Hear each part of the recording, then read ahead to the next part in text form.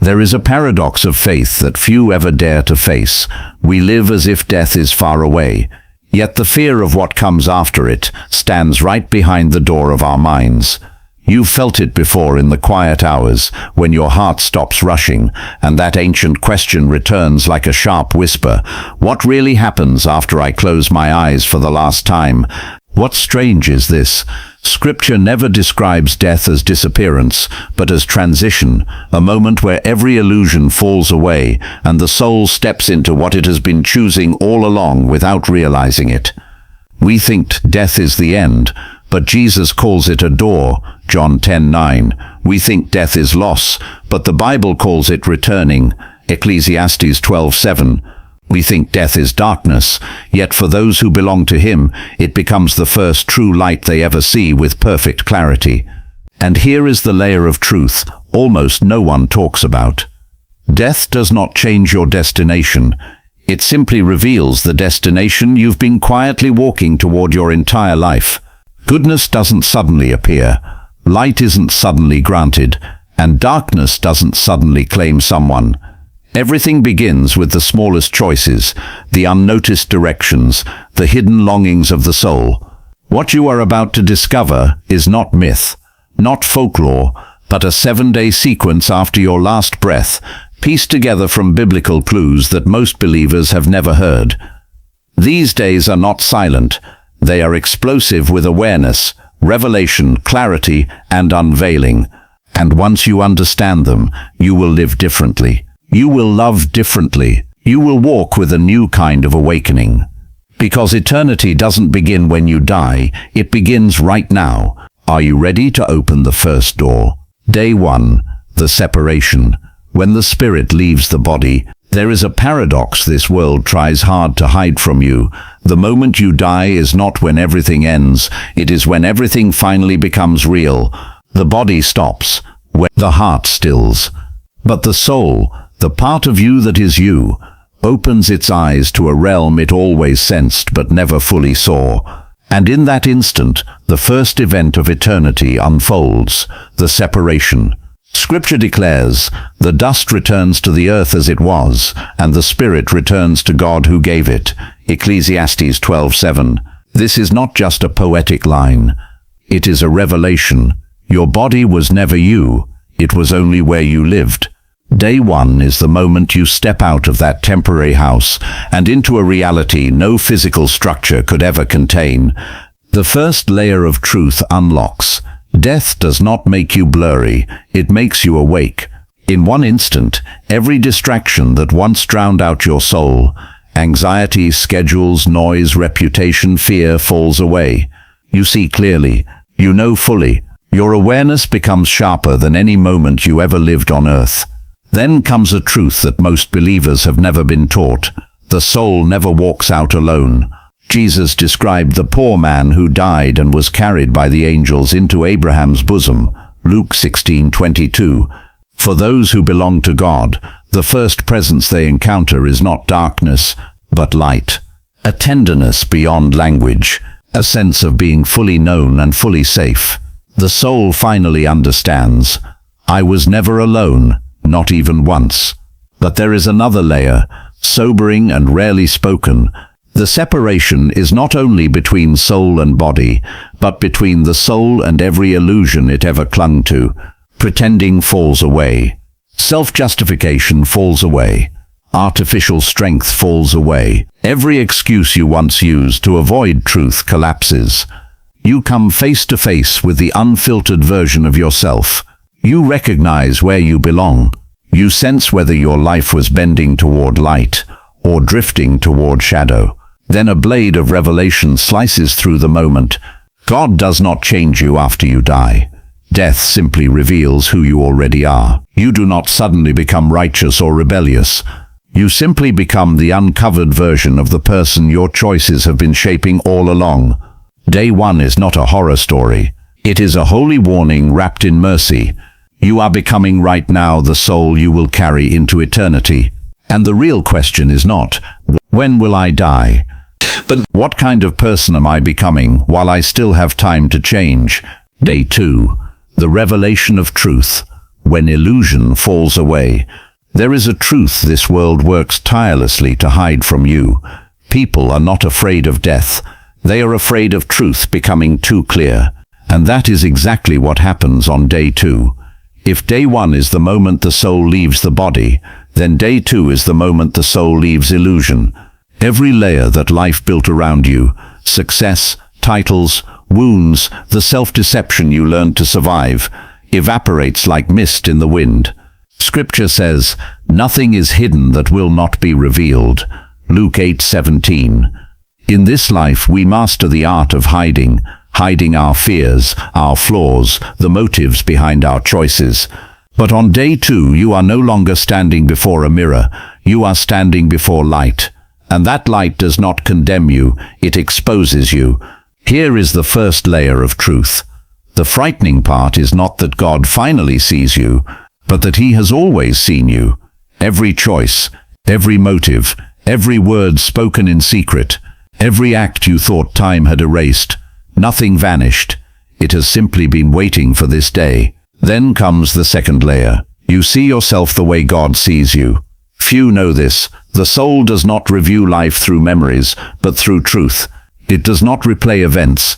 It replays meaning. What you thought mattered suddenly collapses into emptiness. What you ignored glows with eternal weight. You realize you chased shadows and called them purpose.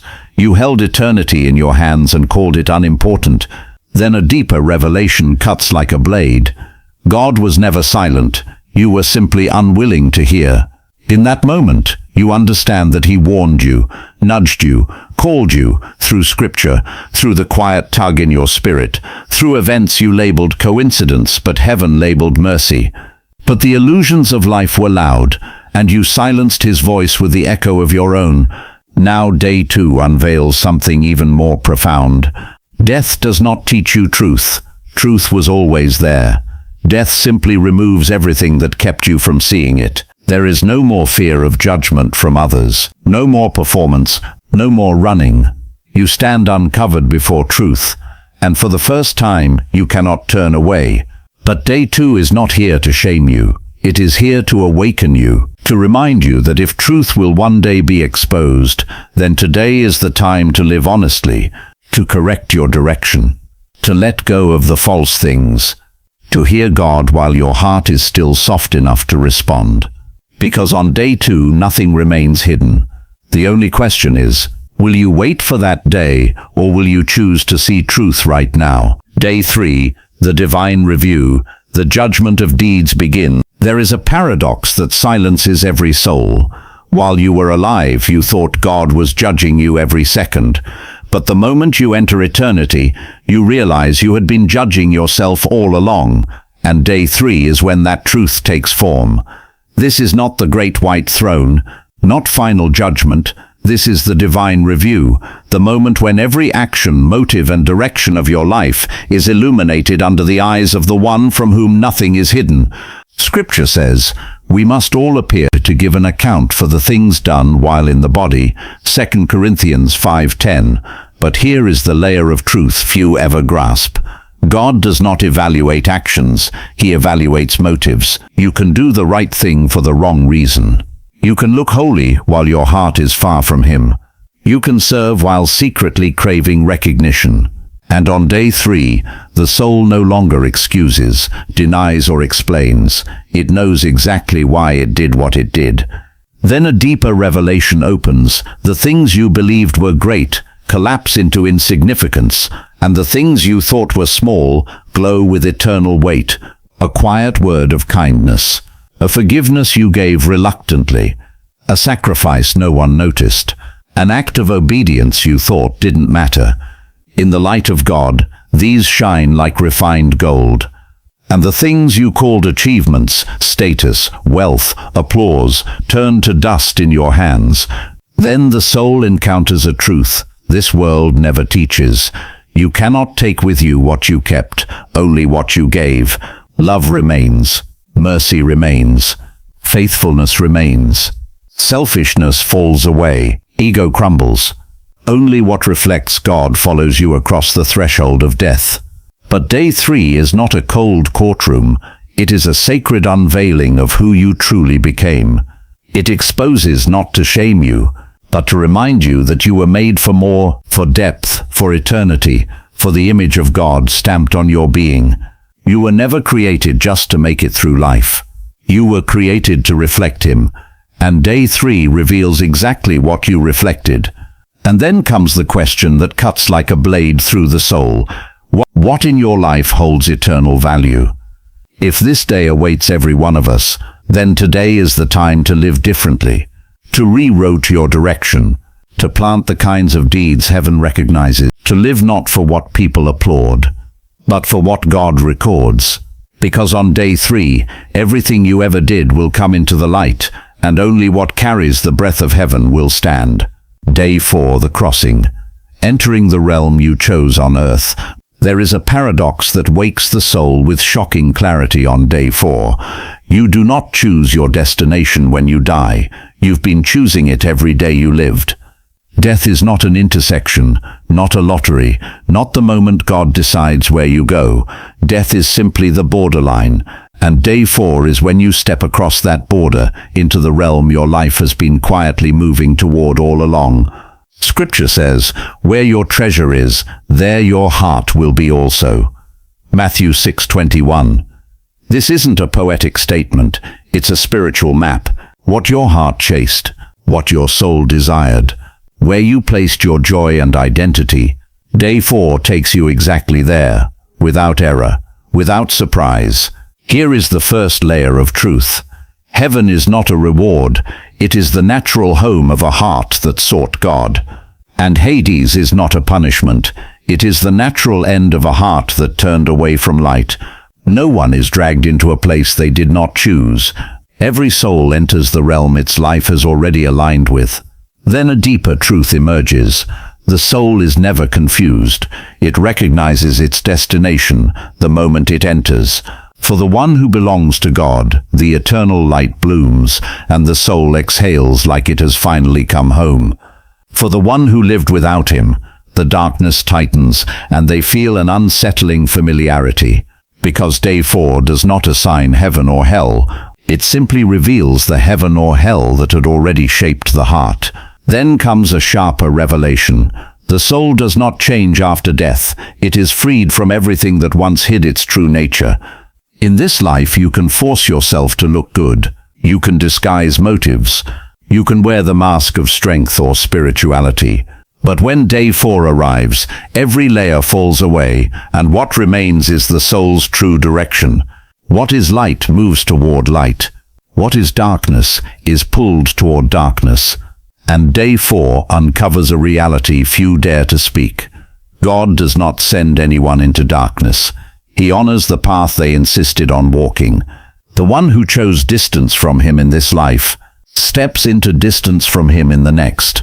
The one who longed for His presence here is embraced by His presence forever. Then the question of day 4 strikes like thunder. Which direction is your heart truly facing? If the entrance to eternity lies at the end of the road you walk daily, then today is the day to realign your steps, to walk toward the light, to choose the place your soul was created for, His presence. Because in the end, day 4 leads you only to one place, the place you chose long before you realized you were choosing. Day 5, the orientation, learning the realm of eternity. There is a paradox that shakes the soul awake on day 5. We spend our entire lives preparing for what is temporary, yet we step into eternity completely unprepared. Day 5 is the moment the soul realizes that this new world is not a reward, not a dream, not a fantasy, but the truest reality that always existed, only hidden behind the limitations of the human body. Here, time ends, fear ends. Everything old has passed away. Revelation 21:4. But the soul must learn everything again, not through information, but through truth. The first layer of revelation opens the moment the soul becomes fully conscious. This earthly life was never the real life. It was only the shadow of the eternal one. Every joy on earth was just a fragment of real joy. Every love on earth was just a faint reflection of perfect love. For the righteous, stepping into the eternal light feels like coming home. For those who lived without God, the silence and emptiness feel unbearable, because nothing they gave their life to can exist in this realm. Then a deeper truth unfolds. The soul must undergo orientation to adapt to its new environment. The ones who belong to God learn to stand in glory, a glory so powerful no earthly body could contain it. They learn how to receive a love that has no shadow, no fear, no wounds attached to it. But the ones who turned away from him face something far more difficult: absolute emptiness. No distractions, no excuses, no noise to hide behind. They discover a painful truth. Isolation is not punishment. It is the natural expression of a life spent choosing to live without God. Then the third layer strikes with holy clarity. Eternity is not the new thing. Eternity is the real thing. This life was the temporary one. Everything you called important suddenly means nothing. Everything you dismissed as small shines with eternal weight. You realize that every act of love, no matter how small, echoes forever. And every selfish act, no matter how polished, evaporates instantly in the realm of truth. Day 5 whispers something this world never tells you. The most real world is not the one you were born into, but the one you are stepping into. You were not created to merely survive this world. You were created to belong to the Eternal One. And Day 5 reveals exactly which world your soul aligns with. Finally, Day 5 asks a question that stops the heart. Are you preparing for the temporary or for the eternal? If the soul must learn how to live again when it enters eternity, then today is the time to train your heart for what truly lasts.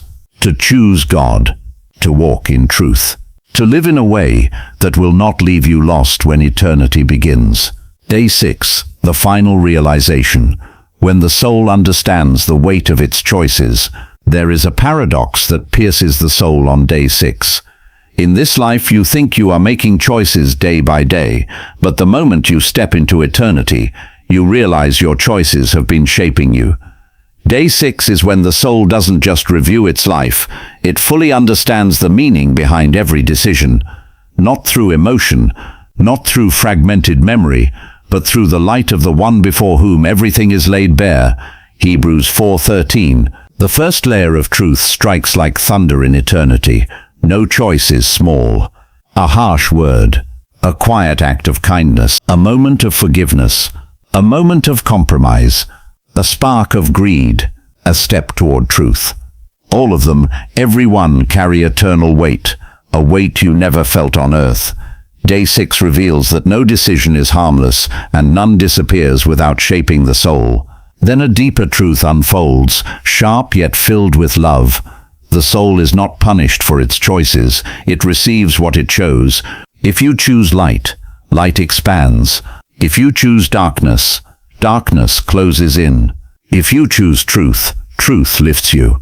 If you choose deception, deception becomes the air you breathe. God does not push anyone into suffering. Day 6 simply allows the soul to enter the eternal version of what it pursued. Then the third layer arrives like a sword and a comfort all at once. Every pain of the righteous is finally explained. The losses you couldn't understand, the seasons of testing that nearly broke you, the silent prayers that felt unanswered, the doors that slammed shut in your face. Day 6 reveals a truth no one tells you. None of it destroyed you. It formed you. The soul realizes that without those fires, it would not have the capacity to carry the glory it is now stepping into. But Day 6 also unveils the tragedy of those who chose life without God. They realize they had built their lives on things too fragile to carry them across eternity. Status, ego, temporary feelings. The illusions they trusted collapse like sand slipping through their fingers. And then the question of Day 6 echoes like a final summons. What kind of person are your choices turning you into? If every choice is quietly constructing the eternity you will step into, then today is the day to choose differently.